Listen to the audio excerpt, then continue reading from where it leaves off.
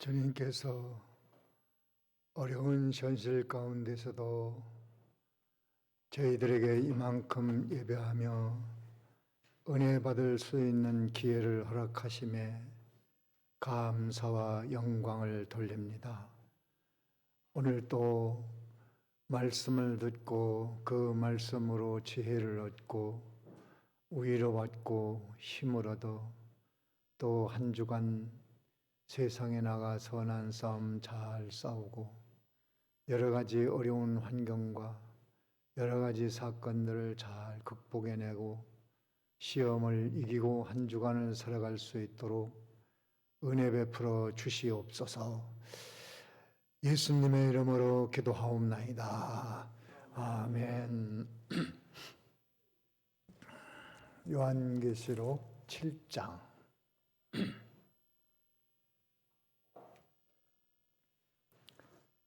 13절부터 17절까지인데 두 절만 먼저 읽고 계속 보도록 합니다. 13절, 14절 두 절 다 같이 함께 읽습니다. 장로 중에 하나가 응답하여 내게 이르되 이 흰옷 입은 자들이 누구며 또 어디서 왔느냐. 내가 가로되 내 주여 당신이 알리는. 그가 나더러 이르되 이는 큰 환난에서 나오는 자들인데 어린 양의 피에 그 옷을 씻어 희게 하였느니라.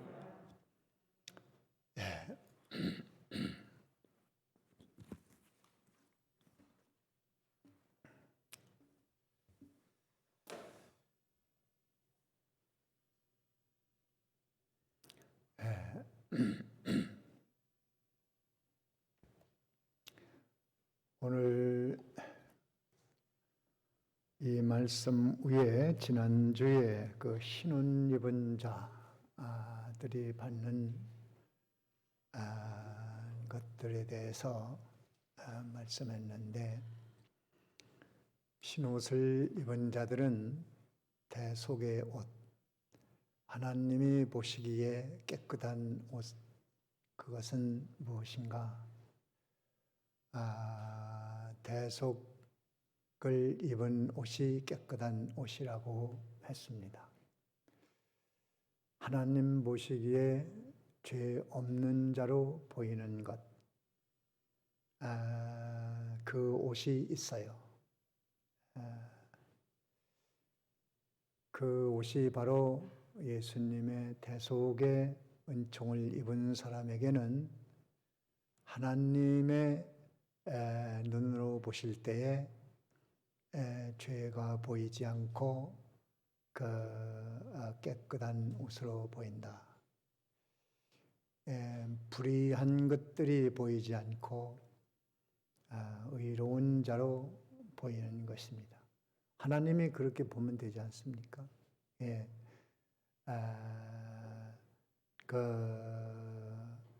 세상 사람들이 볼 때는 보이지 않습니다. 하나님이 보시기에는 대속의 옷을 입지 않은 것은 무슨 옷이라고 그랬죠? 그건 더러운 옷이다. 근데 다 같이 더러운 옷을 입고 다니니까, 다 물색 옷을 입으니까, 옛날에 백이민족이 우리 민족인데 흰옷을 입고 다니면 전부 다 흰옷을 입으니까 거기에 물색 옷을 하나 입은 사람이 있으면은 저 사람 이상하다, 그렇게 봤을 거예요. 저 사람은 어떻게 뭐 한 사람인가, 어찌 저런 걸 입지?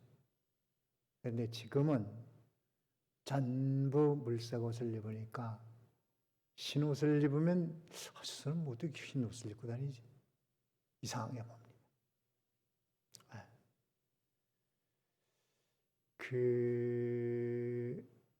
전부 물색 옷을 입었으니까 그것이 좋은 옷으로 생각하는 거예요. 하나님을 모르면 예수를 믿는 그것이 이상해 보입니다. 저는 뭐 때문에 저 교회 가서 저러고 있지? 지금 코로나19 때문에 그러는데 흰 옷을 입고 다니지. 저 사람은 어떻게 뭐 한 사람인가? 어찌 저런 걸 입지? 그런데 지금은 전부 다 흰 옷을 입으니까 이런 중에도 교회에서 그 예배를 뭐 이렇게 자꾸 하고 있나. 이상하게 볼 수밖에 없어요. 근데 우리는 이걸 안 하면 안 되니까 최소한으로 이렇게 해서 우리의 행복을 찾아나가는 거죠. 하나님 보시기에 깨끗한 옷이냐, 의의 옷이냐, 더러운 옷이냐가 문제지. 사람 볼 때 제가 입은 옷이 좋고 아름답고 그 아무런 가치가 없는 거예요. 언젠가는 하나님이 보신 것이 옳다 하는 것이 증거되고, 내가 더러운 옷을 입고 있었구나. 그것을 깨달아지는 날이, 느껴지는 날이, 확실히 보는 날이 올 거예요. 참 예수를 믿고 나니까 내가 왜 그전에 예수를 안 믿었지? 그래서 옛날 생활이 전부 싫어졌어요. 그래서 옷도 다 갖다 버리고 태워버리고, 책이 무슨 죄가 있어요? 근데 책도 다 태워버리고, 사진도 뭐 제가 무슨 죄가 있어요? 다 갖다 태워버리고. 그때는 사진도 우리 고등학교 때도 그 부잣집 아들이 있어가지고 카메라가 있었어요. 카메라 별로 없을 때인데 그 친구가 가지고 있어서 수학여행 다니면서 찍은 거 많이 있었어요. 근데 그거 다 태워버렸어. 가지고 있던 거 전부 다 없애버렸어. 옷도 옛날에 입던 옷이 입기가 싫어요. 옷도 다 갖다 버렸어요. 아마 그게 예수님의 그 흰옷을 입은 그 느낌 때문에 아마 옛날 것이 싫어졌던 것 같아요. 그래서 다 버렸어. 근데 여기 태전에 와서 이렇게 사는데 어떤 사모님이 그 목회하기 전에 처녀 때 혼자 예수를 믿다가 안 믿는 남자하고 결혼을 했는데 교회를 안 다닌대요. 그러더니 어떻게 해서 몸이 아프고 뭐 이래가지고 교회를 갔는데 은혜를 받았어요. 은혜 받더니 그 남편이 돌아와서 뭐라고 하는 거예요? 옷 좀 한 벌 사달라고 그러더래요. 왜 그러냐니까.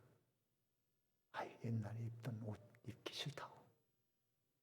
그 얘기를 들으니까 저하고 너무나 유사해요. 그 같은 은혜를 받았구나. 근데 그게 예수 믿고 나서 대속의 옷을 입으니까 심령이 변화돼서 옛날 좋아하던 것이 안 좋아졌어. 이제 재미가 없어. 멋이 없어. 예수를 모르면 세상에서 참 부끄러움을 영광으로 삼는다고 빌립보서인 그랬는데, 허세를 좋아하잖아요, 사람들이. 허세. 사람들 보니까 좋은 집에 살아야 되고, 사람들 보니까 좋은 옷을 입어야 되고, 사람들 보니까 쨍하니 해야 되니까 좋은 차 타야 되고, 뭐 없어도 있는 척하고, 자기보다 더 높게 보여야 되고, 이게 다 속빈 강령이에요. 허세예요, 허세. 왜 그럴 수밖에 없냐? 그거 어쩔 수 없어요. 그렇게 할 수밖에 없어요. 그게 왜 그러냐면 속이 안 차서 그래요. 속이 안 차서. 속이 헛헛해서. 뭔가 속의 인생의 참 진리를 알고 생명을 알고 참을 알고 이것이 인생이다. 예수 믿고 사는 것이 이게 생명길이고 구원의 길이고 영생길이고 이것이 나의 삶의 중심이 되고 생명이 되니까 다른 것들은 그렇게 중요하지 않아요. 허세 같은 거는 이게 뭐 꿈에도 못 꾸고 그게 뭐 있어요? 실제로 실제 필요하면 하는 거고 안 필요 없잖아 하는 거지. 그 허세 부리는 사람들이 속이 비어서 그렇습니다. 허전해서 그래요. 뭔가 자기보다 좀 더 세게 나타나고 싶어서 뻐기는 거죠. 그게 왜 그렇게 되냐면 안 그럴 수가 없는데 왜 그렇게 되냐면 속이 비어서 그래요. 주인이 없어서 그래요. 주인. 예수님이 주인으로 와 계시지 않기 때문에 그런 것입니다. 그래서 그 하나님 보시기에 의에 옷 깨끗한 옷 거룩한 입은 이것이 얼마나 크고 놀랍고 값진 것이냐 하는 것을 듣고 또 듣고 또 듣고 또 생각하고 또 생각하고 또 생각하고 자꾸 그래서 그것이 나를 움직일 수 있어야 돼요. 그것이 내 감정을 움직여서 찬송이 나와야 되고 그것이 내 이성을 움직여서 시가 나와야 되고 소설이 나와야 되고 또 그게 내게 넘쳐서 복음을 전할 수 있어야 되고 그것이 내게 넘쳐서 선을 행해야 되고 그것이 넘쳐서 내가 교회 봉사를 해야 되고 사람들이 볼 때야 그 정신 나간 짓이지요. 어떻게 이 어려운 때도 나와서 예배를 드려야 되고 헌금을 해야 되고 기도를 해야 되고 이거 다 아니 그 아무런 소득 없는 일 아닙니까? 우리는 그런 큰 은혜 아래에 있다는 걸 알아야 돼요. 할 수 없는 그것을 하고 있는데 그것이 은혜인데 그 은혜의 중심은 신혼 입은 거, 대속 이것을 입었기 때문에 오늘 우리가 여기 나와 있는 거예요. 그거 없으면 여기 나올 이유가 없어요. 그리고 힘써서 버는 돈은 어떻게 헌금을 합니까? 10원도 아까고 1,000원도 아까고 10,000원도 아까운데 우리가 받은 은혜가 너무나 크기 때문에 그 은사로 인해서 우리가 봉사활동도 하고 예배도 드리고 헌금도 하고 기도생활도 하고 봉사활동도 하고 하는 거예요. 그런 사람이 되었다는 그 자체가 우리는 큰 은혜 아래에 있다. 맞습니까? 맞아요? 다 같이 우리는 은혜 아래에 있다. 이거면 다잖아요. 뭐 현실에 따질 거 없어. 괜히 세상 사람들은 허세 부리고 살 거 없어. 그건 세상 사람들이 하는 거죠. 그건 저쪽 동네 사는 거고 이 동네는 그런 거 아닙니다. 할 수가 없어요. 해도 안 맞아요. 자기에게 안 어울려요. 뭔가 불편해요. 그래서 이 신혼 입은 것 가치를 알고 하나님 앞에 엎드려 경배하고 찬송을 하는 거예요. 찬송을 하는 거예요. 그게 우리가 지상에서 어떤 현실을 만나든지 우리가 누려야 될 축복입니다. 이상하잖아요. 그러니까 사람이 죽어도 찬송을 하면서 보내잖아요. 그러니까 세상 사람들이 볼 땐 그 기독교인들 정신 나간 사람들 사람 죽었는데 찬송을 하고 있다. 노래한다. 우리는 육신은 세상에 살지만 심령은 다른 세계에서 살고 있는 거예요. 그 찬송을 마음껏 부르시고 부르지 못하면 듣기라도 하시고 또 남들이 찬송 부른 거 연주한 거 이런 걸 듣기도 하고 또 악기도 사용해서 찬송도 하고 그 찬송은 사단의 나라가 무너지는 것이고 악령이 두려워하는 것이고 모든 죄의 세력이 꺾이는 것이고 악마가 고개를 들 수 없는 것이 찬송입니다. 사울 왕은 귀신이 들어가지고 마음이 번민이 생겼어. 귀신 들어가 놓으니까 아이고 다윗 저놈이 나를 죽이면 어떡하지? 이런 쓸데없는 생각. 다윗은 그런 마음 없어. 다윗이면 자기가 왕 되려고 하는 것도 없고 뭐 장인을 내쫓고 자기가 뭐 되려고 하는 것도 없고 그런 욕심도 없고 그냥 충신이에요. 충신. 그러니까 사울은 괜히 저놈이 나를 죽일 것 같은데 쓸데없는 시기 이 악마가 들어가면 시기, 분쟁, 욕심, 멸시, 무시, 멸시, 천대, 비방, 요요 뭐 갖가지 그 오염물들이 속에서 쏟아져 나옵니다. 그러면 이제 마음이 복잡해지는 거예요. 임금이니까 용상이 앉기는 했는데 시골에 양치는 목동만도 못해. 마음이 그렇게 불안해. 저 목동 그냥 양치기 하다가 산에 가서 피를 꺾어서 나무를 버들피리 불면서 찬송을 하고 막 이렇게 하는데 자기는 불행한 거예요. 그 다윗을 데려다가 찬송을 들으니까 마음이 편해지고 귀신이 벌벌벌벌벌 떨고 물러갑니다. 찬송은 그런 능력이 있어요. 악마가 들어가면 입이 딱 붙어가지고 찬송을 하네요. 여기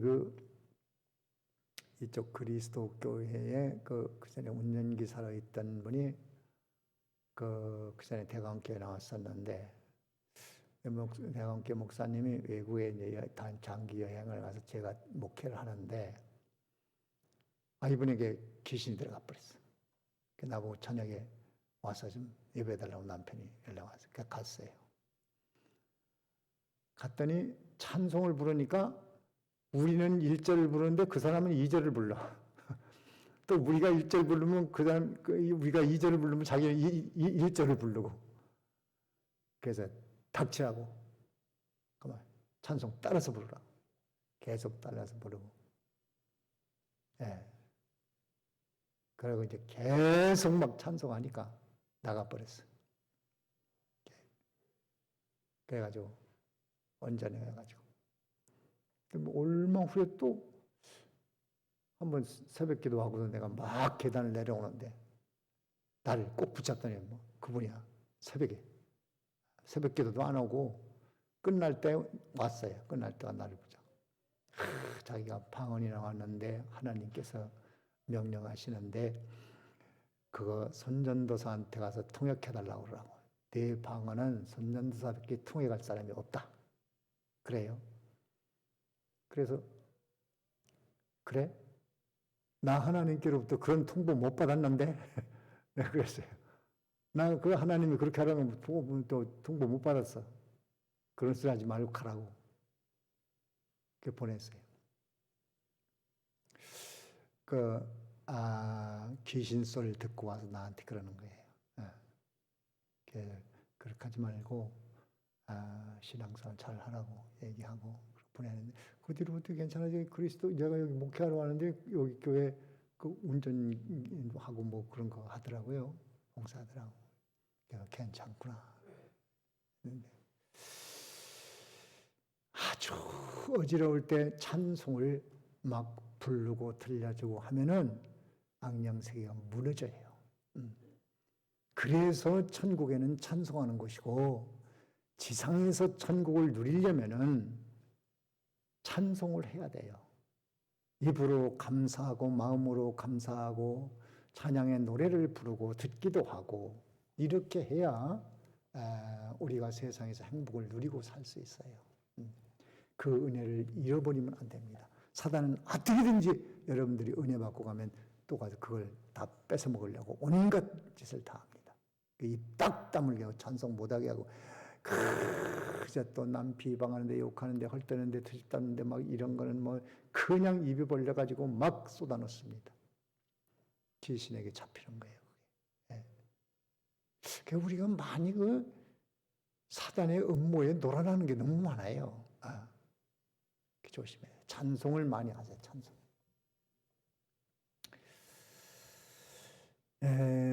오늘 이 말씀은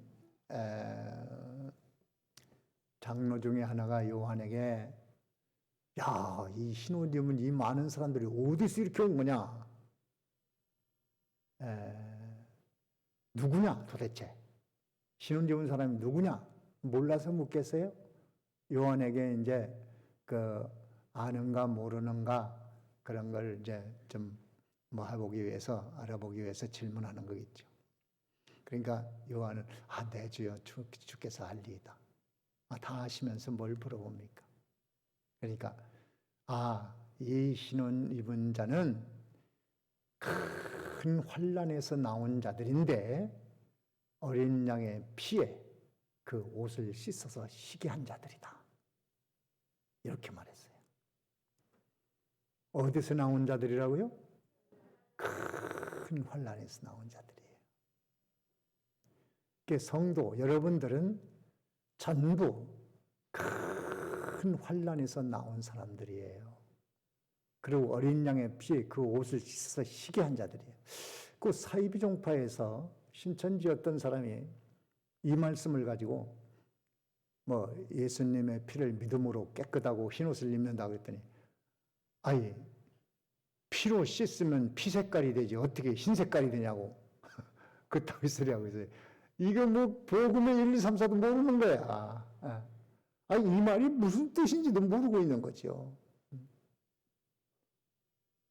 예수님의 피로 씻어서 흰 옷을 입었다는 것은 피로 씻어서 피 색깔이 되는 그런 식으로 해석하면 말이 됩니까? 그것은 예수님의 피를 믿음으로 말미암아 이것을 씻는다고 그래요. 믿음으로 하나님 앞에 의롭고 거룩한 사람이 된다. 그런 뜻인데 그 예수님으로 대속함을 입었다는 것이 듣기 싫으니까 그걸 빼버리고 교주 앞에 나와야 된다는 것을 하려니까 예수님 피로 씻으면 희게 되냐? 아니다. 우리 파로 들어야 되는 것이다. 이 얘기를 하는 거죠. 얼마나 답답한 일입니까? 안타까운 일이죠. 우리는 성도, 다른 말로 대명사가 큰 환난에서 나온 자다. 무슨 환난에서? 큰 환난. 다 같이 나는 큰 환난에서 나온 자다. 예, 그러면 큰 환난에서 나왔다는 그 의미가 뭐냐 하는 걸 알아야 되겠죠. 이것은 사단, 죄, 사망, 지옥. 여기서 해방받았다 그 뜻이에요. 우리 인생이 예수님을 주인으로 삼고 사는 사람이 아니면은 그 사람의 주인이 누굴까요? 예수를 믿지 않으면 우리 예수 믿는 사람들은 예수님을 누구라고 그래요? 주여 그러잖아요. 주여라는 뜻이 뭐라고요? 주인 아니에요. 주인. 나의 주인이에요. 주인이 됐어. 근데 안 믿는 사람은 누가 주인일까요? 사단이에요. 사단. 사단이 타락하기 위해 인간 속에 푹 들어가서 주인 노릇 하는데 내가 사단이다, 내가 주인이다 이런 말 절대 안 합니다. 리모컨 작동만 해요. 사단이. 자기 정체는 감춰두고 계속 그 생각, 감성, 의지, 이성을 사로잡고 악령의 손에 의해서 작동되도록 만들어놨어요. 그러니까 때로 분노도 하고 욕하기도 하고 비방하기도 하고 판단하기도 하고 남을 저주하기도 하고 괜히 트집 잡기도 하고 싸우기도 하고 그 사단이 주인이기 때문에. 그런데 그렇게 하는 사람도 절대 내가 사단의 말 듣고 그렇게 하는 거다 그런 얘기 안 하죠. 나는 성격이 그래서. 성격이 그래서 그렇다고 그러죠. 또 다른 사람, 난 성격이 못 돼서. 난 성격이 급해서.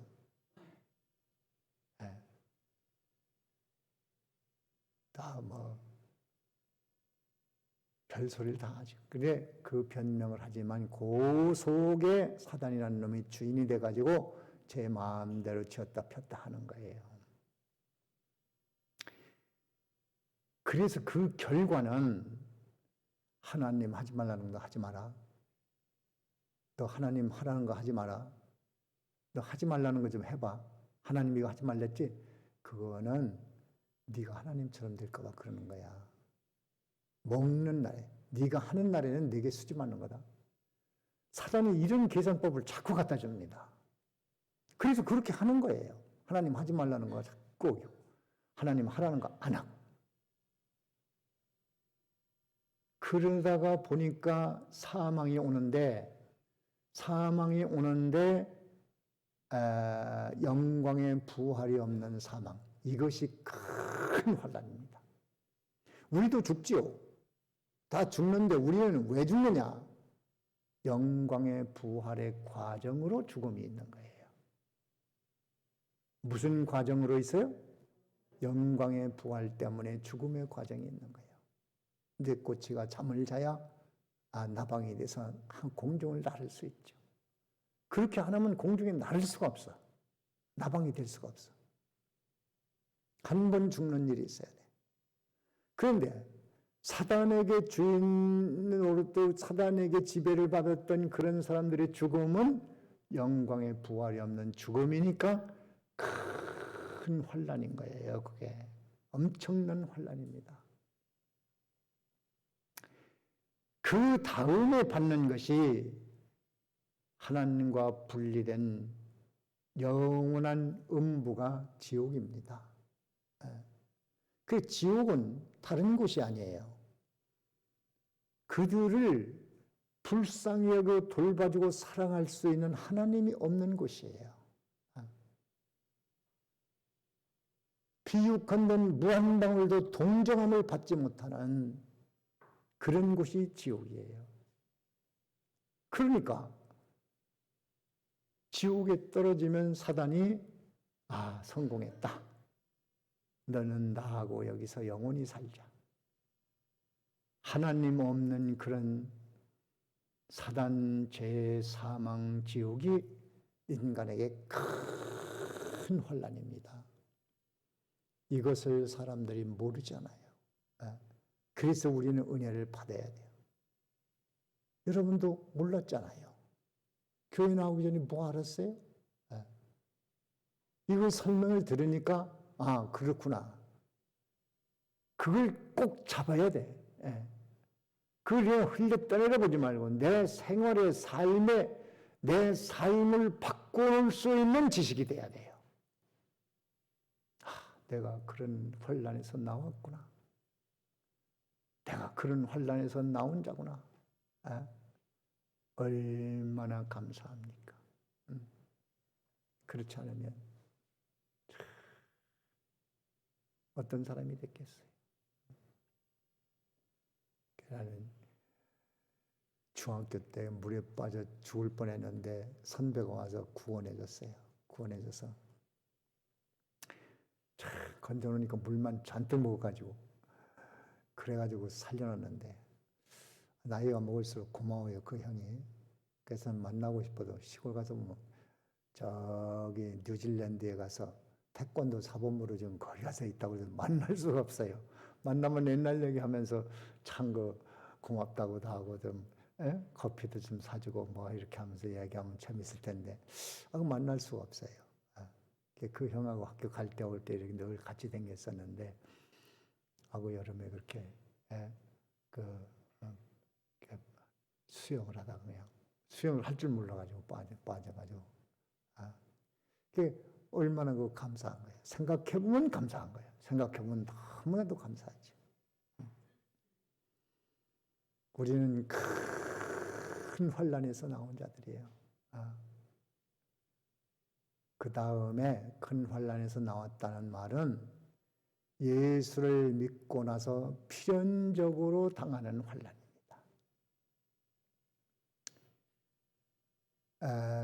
그것을 다른 말로는 그리스도의 남은 고난이라고 말했고, 또 예수를 믿는 자들에게는 핍박을 겸하여 받는다고 말씀도 하셨고 여러 가지로 말씀했습니다. 예수를 믿으면 반드시 당해야 될 환난이 있어요. 그것을 무슨 환난이라고 해요? 큰 환난. 그런 것을 각오하고 네가 예수 믿는 믿음을 버리지 않았구나. 흰 옷 입어라. 그런 자들이라는 얘기예요. 그런 자들이라는 얘기.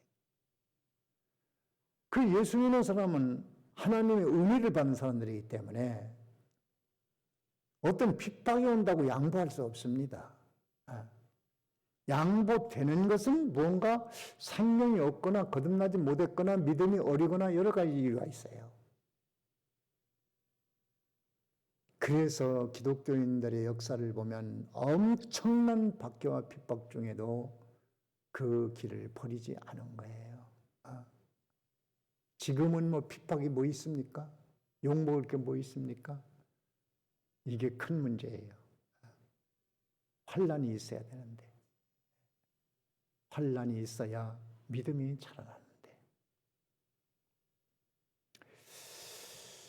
우리 마태복음의 10장에 성경을 한 군데 좀 찾아보는 게 좋을 것 같습니다. 마태복음 10장에 보면은 마태복음 10장에 16절에 한번 봅니다. 16절. 16절 다 같이 읽습니다. 시작.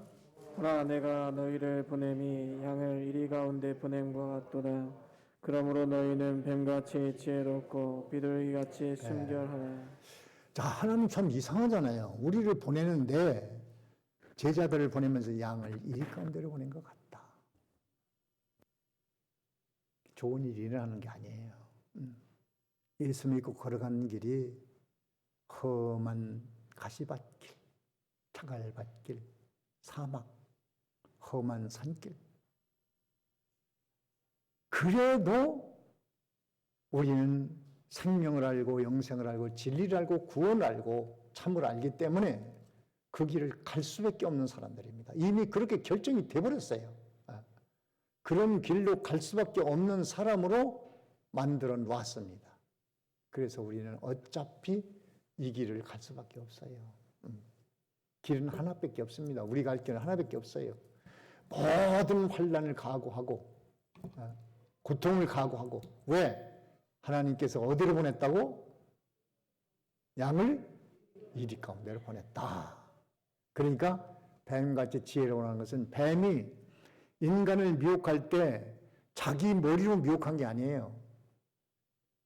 뱀은 사단에게 이용된 방편으로 이용된 하나의 매개물이었습니다. 그 아주 뱀하고 그때는 그 아담하고 하와하고 친했던 것 같아요. 그러니까 사단이 이 뱀을 이용해서 하와를 미혹했습니다. 뱀이 아담을 미혹할 때에 자기 지혜로 한 게 아니고 사단의 지혜를 이용해서 인간을 넘어뜨렸기 때문에 뱀같이 지혜로우라. 그 말은 하나님의 말씀에 의지해서 말씀을 이용해서 그 지혜를 가지라는 거고, 지혜를 이용한 걸 본모라는 거예요. 악한 지혜를 이용했죠, 뱀이. 근데 그것을 우리는 하나님의 지혜를 받아가지고, 말씀이 뭐라 그랬지? 이렇게 하자, 저렇게 하자. 이제 그렇게 하면 되는 거예요. 간단한 거예요. 자꾸 그렇게 안 하고 이제 사람이 머리를 짜내려고 하니까 머리가 터지고 가슴이 터지고 속이 상하고 막 이렇게 됩니다. 하나님 뭐라 그랬지? 그거 그렇게 하면 돼. 하나님 뭐라 그랬지? 이거 하지 말랬어. 하랬어. 그렇게 하면 되는데 그걸 안 하려니까 머리가 아픈 거예요. 비둘기같이 순결. 비둘기는 자기 짝을 잃으면 평생을 혼자 산다고 그랬죠. 참 그 순결성, 깨끗한 것, 거룩성, 그런 면을 좀 본받아라. 그렇게 하면 일인은 삼킬 수가 없어요, 우리를. 일인 이리대로 놔둬. 일이하고 괜히 들러붙어서 뭐 하지 말고 일인 이리대로 놔두고 내가 할 일은 뱀같이 지혜롭고 비둘기같이 순결하라. 이것만 해나가면 문제 없다. 그 다음 절 한번 보세요. 17절에. 17절 다 같이 읽어요. 시작. 사람들을 삼가라. 저희가 너희를 공회에 넘겨주겠고 저희 회당에서 채찍질하리라. 사람들을 삼가라. 저희가 너희를 공회에 넘겨주겠고. 이거 뭐 잡아다가 애매하게 고난당하고 가다 놓고 재판에 걸리고 송사하고 이렇게 하게 될 것이다 그 말이에요. 요새는 이 민주주의 사회의 민주주의 국가들은 이 송사, 툭 하면 소송하고 재판하고 법대로 하자 그러고, 이게 그러니까 성도끼리도 막 그렇게 하고 말이죠. 교인끼리도 막 송사하고, 이 엉망이 돼 버렸어요. 엉망이 돼 버렸어요. 우리 교회도 장로님이 참 애매한 일로 송사를 당해서 좀 안타까웠고, 제자가 스승을 고발하고 코미디 같은 일이 일어난 거예요.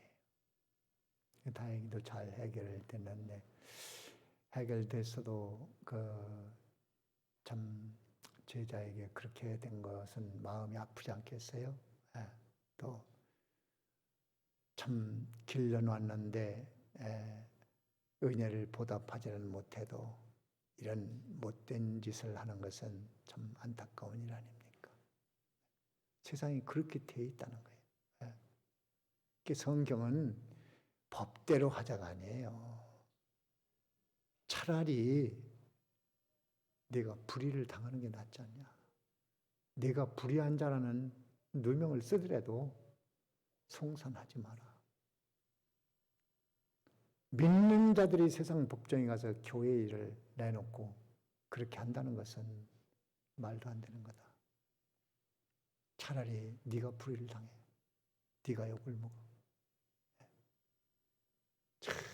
그래서 송사가 많이 일어나니까 먹고 사는 건 변호사야. 변호사들은 뭐 송사하면 돈 버는 거니까 하라고 부추기기도 하죠. 우리는 좀 이러한 일들이 일어난다. 18절에 다 같이 시작. 또 너희가 나를 인하여 총독들과 임금들 앞에 끌려가니 이는 저희와 이방인들에게 증거가 되게 하려 하심이라. 이리 끌려다니고 저리 끌려다니고 이런 어려운 고난을 당하게 될 것이다. 예수 믿는 것 때문에. 그런 일이 있는 것은 너희들이 거기 가서 복음을 증거하게 하려고. 그런 것이니까 걱정하지 말라는 거예요. 19절에 다 같이 시작. 넘겨줄 때에 어떻게 또는 무엇을 말할까 염려치 말라. 그때에 무슨 말할 것을 주시리니. 그 다음 절에 시작.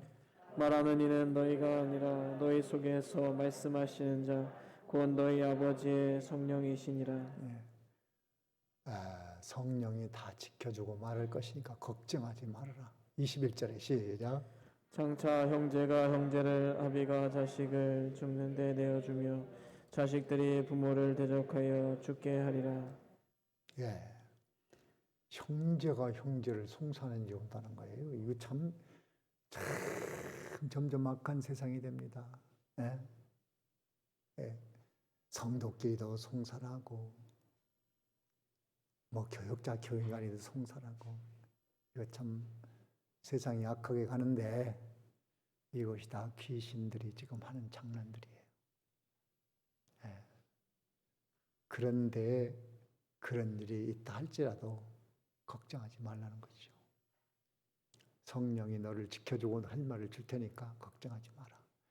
그래서 이런 환난이 와도 나는 예수를 버리지 않겠다라고 그렇게 하고 온 자들이 하나님께서 큰 환난에서 나온 자들이다. 믿음을 저버리지 않기 위해서 어떤 불이익을 당해도 나는 예수 믿고 산다. 나는 그 길을 간다. 나는 이 길을 가다 마칠 거야. 그렇게 하고 딱 하나님 앞에 서니까 큰 환난에서 나왔구나. 고생했구나. 위로가 있는 거예요. 위로. 상급, 칭찬, 영광, 존귀. 이래서 큰 환난이라는 것은 사단, 죄, 사망, 지옥에서 나온 자들을 말하는 것이고, 또 예수를 믿고 난 자들이 예수를 믿는 것 때문에 당하는 환난을 당하고도 믿음을 저버리지 않았으면은 큰 환난에서 나왔구나. 그런 위로와 칭찬이 있습니다. 그 다음에 또 큰 환난은 세상살이 하려니까 필연적으로 당하는 환난이 있어요. 지금 코로나19도 어쩔 수 없이 인류가 당하는 환난이에요. 이건 죄와 상관이 없어요. 살다 보니 이런 일을 당하는 거예요. 물론 크게 보면 인류가 하나님을 경노했기 때문에 오는 하나의 결과지요. 그러나 어떤 개인에게 죄를 물을 수는 없어요. 그런 경우 우리는 필연적인 환난을 당합니다. 때로는 경제적인 빈곤, 때로는 전쟁, 오력, 자연재해, 또 원치 않는 질병, 사고, 어려운 일, 몸이 아픈 거, 또 늙는 거, 이런 것들이 다 환난인데 그런 일이 있다고 해서 예수 믿는 믿음을 저버리지 않고 끝까지 자기 믿음을 지킨 자들을 이런 자들을 그 환난에서 나온 자라 그렇게 말합니다. 그런 자들을 어떤 자라고요? 세상살이 하다가 많은 환난을 당한 자들을 이런 자들을 하나님께서 그렇게 믿음을 저버리하고 나온 자들을 큰 환난에서 나왔다 그렇게 말하는 것이다 그 말이에요. 그러니까 세상에서 뭐 경제적으로 어렵다, 뭐 전염병이 왔다, 뭐 일이 실패했다, 몸이 아프다, 사람이 죽었다, 뭐 힘든 일이 왔다, 아이고 나 그래 예수 안 믿을 거야 이런 사람이 아니고 그런 것이 온다고 하더라도 그건 그거고 나는 내 믿음을 지켜나간다. 세상은 다 그런 거지. 그리고 내 믿음을 꿋꿋이 지켜나간 사람들은 다 큰 환난에서 나온 사람이라고 이런 칭찬과 영기와 존귀와 상급을 받는 겁니다. 또 말세 대환난이 있어요. 마태복음 24장에 한번 보세요. 그거 읽어보고 갑시다. 24장. 마태복음 24장 21절 보면 21절 다 같이 읽습니다. 시작. 이는 그때에 큰 환난이 있겠습니다. 창세로부터 지금까지 이런 환난이 없었고 후에도 없으리라. 전부후무한 큰 환난이 준비되어 있습니다. 그런 환난이 오더라도 네가 나를 믿는 믿음 안 버렸구나. 그런 사람들을 향해서 큰 환난에서 나왔구나. 그렇게 말하는 거예요. 그 다음 절 22절 시작. 그 날들을 감하지 아니할 것이면 모든 육체가 구원을 얻지 못할 것이나 그러나 택하신 자들을 위하여 그 날들을 감하시리라. 이 말씀에 위로를 받으세요. 말세 전무후무한 환난 저도 겁나요. 야, 이거 이 큰 환난이 올 때 이걸 감당할 수 있을까? 그런 생각이 오더라고요. 정말 감당해낼 수 있을까? 의문이 돼요. 그런데 22절의 말씀 보면 위로가 되지요. 택하신 자들을 위해서 그 날들을 감해 주겠다. 네가 감당할 수 없으면 내가 좀 감해 줄게. 감해 줄게. 걱정하지 마. 그런 말씀이에요. 그러니까 그런 환난이 와도 말세 큰 환난이 와도 나 이제 예수 그만 믿을 거야. 이게 아니고 환난이 오면 와라. 내가 예수 믿고 여기까지 왔으니 지금까지 살아온 것이 주님 은혜야. 앞으로도 주님 은혜로 살아갈 것이고 주님이 나에게 필요 없는 환난이라면 거둬줄 것이고 필요한 환난이라면 내가 감당할 수 있게 해주시겠지.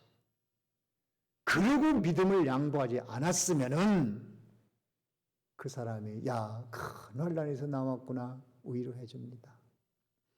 이런 몇 가지 환난을 하나님 왜 허락하실까? 그 환난도 우리 신앙 성장에 꼭 필요하기 때문에 사단도 아직 남겨둔 것이고, 예수 믿는 사람이 양을 이리 가운데를 보내기도 하고, 세상에서 일반적으로 당하는 고난도 있고 말세 대환란도 있고, 이런 것이 있음으로 인해서 알곡과 쭉쟁이가 갈라지고 믿음이 약한 사람도 강해지고, 또 상급을 줄 사람, 상급 받을 사람은 다 믿음 지켜서 환란 풍파가도 그걸 이기고 또 이기고 또 이겨서 영광스럽게 쓰는 것입니다.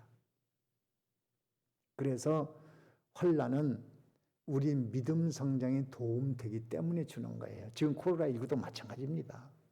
왜 손해되는 일을 하나님이 하시겠어요? 그 요트로 세계 여행을 한 사람 얘기를 들으니까요, 제일 어려웠던 지역이 적도 지역이래요. 적도 지역. 그 왜 그런지 아세요? 요트는 바람으로 해서 가는데 이 적도 지역에 가면 무풍지대예요. 바람이 없어, 바람이. 그래서 배가 나가질 않는 거예요. 이게 요트가. 갈 수가 없는 거예요. 거기가 제일 어려웠다고 그러더라고요. 바람이 불어야 요트가 바람 타고 슬슬슬슬 막 갈 텐데, 이게 바람이 안 부니까 이게 진행이 안 되는 거예요. 제일 어려웠대요. 인생도 하나님께서 큰 환란을 얻게 해주겠다는 것이 아니라, 그런 환란에서 나왔구나 하는 걸 볼 때, 그런 환란을 통해서 우리 믿음이 성장하고 상급줄자가 결정되고 점점 성숙돼 나가기 때문에 환란을 허락한 것이니까, 환란이야 와라, 문제없다, 나는 간다, 나는 내 갈 길 간다, 나는 말씀대로 간다, 하라는 대로 한다, 하지만 안 한다, 주님이 함께 계시다, 성령이 함께 계시다, 나는 그분을 의지하고 간다, 이렇게 승리하시면 하나님께로부터 그걸 알아주시고 칭찬, 영광, 존귀가 여러분의 것이 될 줄로 확신합니다. 여기까지 합니다. 다 같이 기도 묵상하실 때, 우리는 이 세상에서 좋은 날 오기를 바라지만 꼭 그렇게 되지 않는다는 사실, 큰 환란도 있다는 사실을 알고, 그것도 우리 주님이 허용해서 된 것이니까 우리 믿음 성장에 유익하라고 주신 줄 알고, 어떤 환란이 나도 우리 중심은 휘청하더라도 우리 중심이 흔들리지 말고 우리의 갈 길을 끝까지 감으로 마침되는 여러분의 영과 육, 세상에서도 하나님의 존귀, 영광, 권세, 축복이 여러분의 것이 되어지기 바랍니다. 잠깐 기도합니다. 묵상합니다.